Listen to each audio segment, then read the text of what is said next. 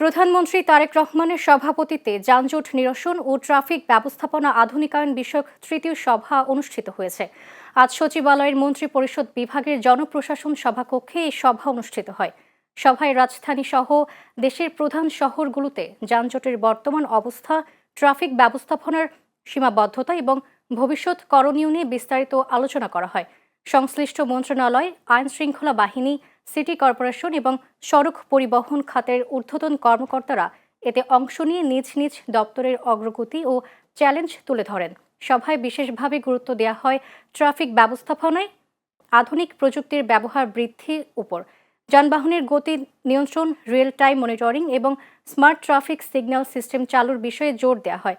পাশাপাশি গণপরিবহনের শৃঙ্খলা ফিরিয়ে আনা, অবৈধ পার্কিং নিয়ন্ত্রণ ও ফুটপাত দখলমুক্ত করার বিষয়েও আলোচনা হয়। সড়ক দুর্ঘটনা কমাতে চালকদের প্রশিক্ষণ বৃদ্ধি, লাইসেন্সিং প্রক্রিয়া কঠোর করা এবং আইন প্রয়োগে সমন্বয় জোরদার করার উপরও গুরুত্বারোপ করা হয়।